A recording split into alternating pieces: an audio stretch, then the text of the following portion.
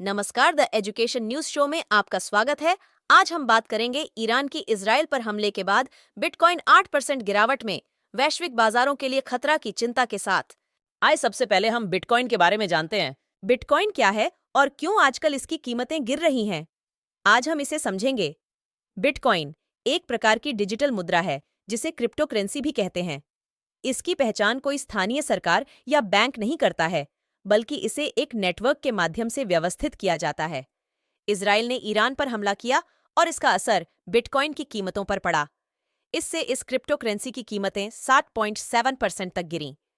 इस तरह के घटनाओं का बिटकॉइन पर कैसा असर होता है? क्या बिटकॉइन के मूल्य में और गिरावट देखने को मिलेगी? यह सवाल लोगों के मन में है।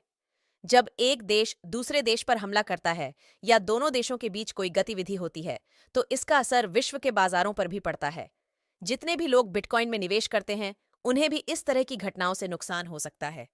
क्या बिटकॉइन की कीमत फिर से उच्च होगी और क्या बिटकॉइन का मूल्य आगे बढ़ेगा? हम आजकल के हालातों के बारे में चर्चा करेंगे और जानेंगे कि क्या बिटकॉइन के भविष्य में कुछ बदलाव आने की संभावना है।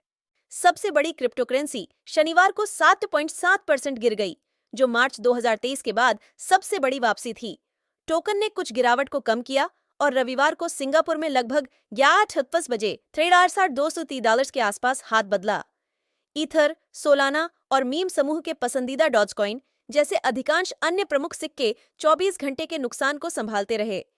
ईरान ने इजराइल पर हमला किया, जो स्पष्ट रूप से सीरिया में हुए एक हमले का प्रतिशोध के लिए था और इस क्षेत्र में विवाद को एक खतरनाक नए चरण में ले जाता है।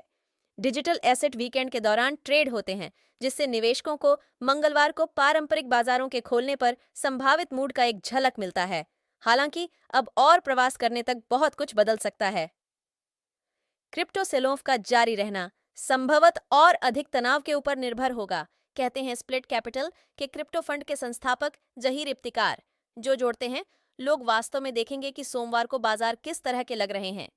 जबकि इजराइल एक हमले के लिए तैयार हो रहा था, तनाव ने शेयरों को नुकसान पहुंचाया और बॉन्ड और डॉलर जैसे सुरक्षा के रूप में ऊपरी हवाएं बढ़ाई। कोइन ग्लास डेटा दिखाते हैं कि शुक्रवार और शनिवार को लगभग 100.5 अरब की मतदानी क्रिप्टो वेगर्स द्वारा डेरिवेटिव्स के माध्यम से निकाली गई थी, कम से कम 6 महीनों में सबसे भारी 2 दिन की विलेनी में से एक।